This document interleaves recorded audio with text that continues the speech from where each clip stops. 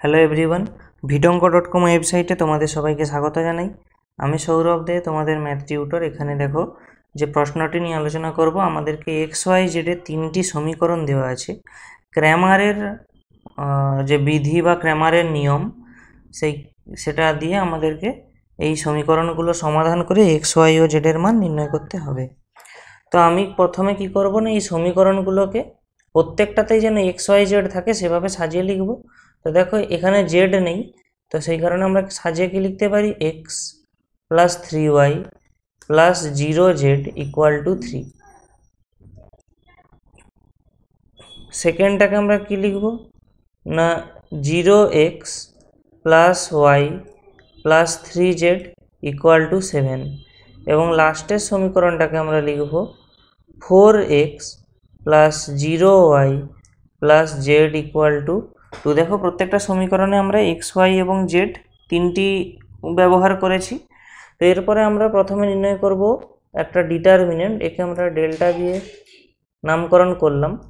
তো এই ডেল্টাটা কি হবে না, এইখানে এক্স ওয়াই জেডে যে সহগগুলো আছে আমরা তাকে লিখব। দেখো প্রথম সমীকরণে এক্স ওয়াই জেডের সহগ কত না, 1 3 এবং 0, তাহলে এখানে লিখে দেব 1 3 0। তারপরেরটাতে 0 1 3, লাস্টে 4 0 1। ঠিক আছে, এই প্রথমে আমরা এই ডিটারমিনেন্টটা নির্ণয় করে দেখব যে এর ভ্যালু 0 না 0 নয়। যদি এই ডিটারমিনেন্টের ভ্যালু 0 হয়ে যায় তাহলে আমরা বলবো এই সমীকরণগুলোর কোনো সমাধান নেই, আর যদি 0 না হয় তাহলে বলবো এর সমাধানের অস্তিত্ব রয়েছে। তো একটা ডিটারমিনেন্টটা ভাঙলে আমরা জানি কীরকম হবে না, 1 দিয়ে গুণ হবে এবং এখানে এটা ফার্স্টে গুণ হবে এবং মাইনাস এটা গুণ হবে, অর্থাৎ আমাদের কি আসবে না 1 মাইনাস 0, কারণ 1কে 1 দিয়ে গুণ 1, 3কে 0 দিয়ে গুণ 0, সেই জন্য নেক্সটে আমরা এখানে -3 লিখলাম। এরপরে এই 0-র সঙ্গে 1-এর গুণ হবে অর্থাৎ 0, মাইনাস এই 3-এর সঙ্গে এই 4-এর গুণ হবে অর্থাৎ -12। এবং লাস্টে আমাদের কি ছিল না, লাস্টে আমাদের রয়েছে 0। তো এই 0 ইন্টু কী হবে এখানে না 0 -4, এই অংশটা দেখো এটা গুণ হলো, তারপর এটা এলো। তো আমরা এখান থেকে কী পাচ্ছি, প্রথমেরটা থেকে পাচ্ছি 1, দ্বিতীয়টা থেকে পাচ্ছি 36 এবং লাস্টেরটা থেকে পাচ্ছি 0, অর্থাৎ আমরা কত পাচ্ছি না 37। এবং আমরা কি দেখতে পাচ্ছি যে ডিটারমিনেন্টটা তার মানে 0 নয়, অর্থাৎ আমরা বলতে পারি যে এই সমীকরণগুলি সমাধানের অস্তিত্ব রয়েছে। ঠিক আছে, এরপরে আমরা কি নির্ণয় করব না, এরপরে আমরা নির্ণয় করব ডেল এক্স। ঠিক আছে, এবার তাহলে এই ডিটারমিনেন্টটা দেখতে কেমন হবে, দেখো এইখানে এই ডিটারমিনেন্টটাতে এই অংশটা কি ছিল, এক্সের সহগগুলি ছিল। আমরা জাস্ট ওই যে কলামটা রয়েছে ওই কলামে এক্সের সহগগুলোর বদলে এরপরে আমরা ওখানে পুট করে দেব 3 7 এবং 2। ঠিক আছে, অর্থাৎ দেখো আমাদের সমীকরণগুলো ডান দিকের যে অংশগুলো, মানে ডান দিকে যেগুলো ছিল সেগুলোকে আমরা এখানে এক্সের কলামটায় এক্সের সহগের জায়গায় পুট করছি এবং বাকি ওয়াইয়ের যে সহগগুলো এবং জেডের যে সহগগুলো ছিল সেগুলোকে একই রেখেছি। ঠিক আছে, তো একে আমরা সলভ করব, কত আসে দেখব ডিটারমিনেন্টটা। তাহলে আমরা কত পাবো না, 3 into 1 minus 0 minus 3 into 7 minus 6। ওকে, এবং লাস্টেরটা আসবে 0 ইন্টু 0 মাইনাস 2। তাহলে এটাকে আমরা সমাধান করলে কত পাচ্ছি দেখি না, 3 মাইনাস 3 ইন্টু 1। তাহলে আমরা কত পাচ্ছি না 3 মাইনাস 3, অর্থাৎ কত হচ্ছে 0। ঠিক আছে, তাহলে আমরা ডেল এক্স যেটা পেলাম এটা পেলাম 0।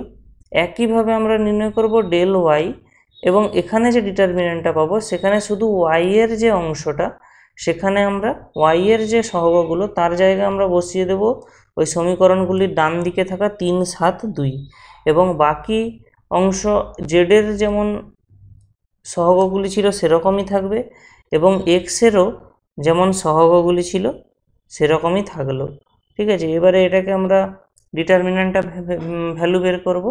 তাহলে আমরা কত পাবো এখানে না, 1 into 7 minus 6 minus 3 into 0 minus 12, কারণ এই 3 আর 4 গুণ হয়ে যাওয়ার জন্য এখানে 12, এবং লাস্টেরটা 0 ইন্টু 0 মাইনাস 28।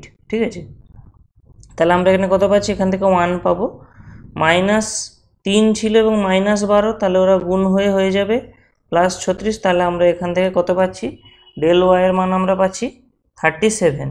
ওকে, পুরো সিমিলার ওয়েতে আমরা ডেল জেড বের করব। এই ডেল জেডে কী হবে না, জেডের কোএফিসিয়েন্টের জায়গায় আমরা বসিয়ে দেব কত না 372, ঠিক আছে। এবং এক্সের কোএফিসিয়েন্টগুলো মানে এখানে এক্সের সহগগুলো যেমন ছিল সেটা বসালাম, এবং ওয়াই এর সহগগুলো যেমন ছিল সেরকম বসিয়ে দিতে হবে, অর্থাৎ 3 1, ওয়াই এর সহগ যেমন ছিল 0। তাহলে এই ডিটারমিনেন্টটা সলভ করি, 1 × 2 - 0 -3 × 0 -28, দেখো এইখানে এই 7 আর 4 গুণ হচ্ছে, এবং লাস্টেরটা আসবে +3 × এটা মাইনাস এটা, তাহলে কি আসছে এখান থেকে দেখো 0 - 4, ঠিক আছে।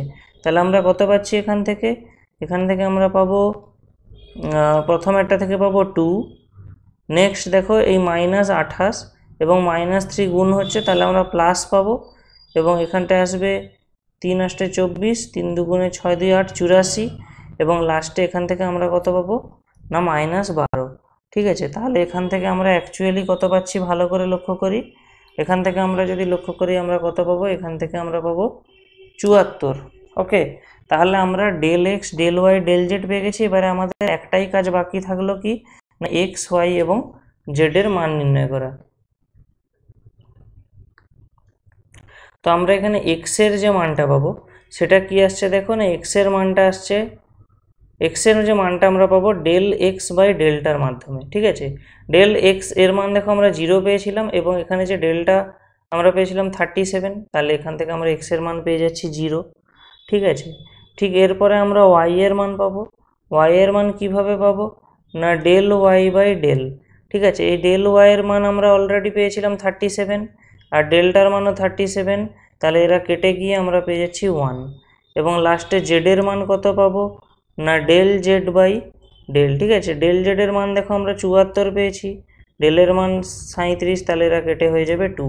অর্থাৎ আমাদের এখানে যে সিস্টেম অফ ইকুয়েশান ছিল বা সমীকরণগুলি দেওয়া ছিল এক্স ওয়াই জেডের, আমরা প্রত্যেকটিতেই দেখলাম যে এক্স ওয়াই জেডের যে পেলাম এটাই হবে এর নির্ণেয় সমাধান। তাহলে আমরা এই সমীকরণগুলির যে নির্ণেয় সমাধান কি বলতে পারি, x = 0, y = 1 এবং z = 2। অর্থাৎ আমরা সমীকরণগুলিতে যদি এক্সের, ওয়াইয়ের এবং জেডের মানগুলি বসিয়ে দিই তাহলে আমরা দেখতে পাবো এরা ওই সমীকরণগুলিকে সিদ্ধ করবে, ঠিক আছে। তো vidonko.com ওয়েবসাইটে ম্যাথটি দেখার জন্য তোমাদেরকে অসংখ্য ধন্যবাদ জানাই। এরকমই নানা প্রশ্ন এবং তাদের সমাধানের জন্য তোমরা আমাদের ওয়েবসাইটটি ভিজিট করো। ধন্যবাদ।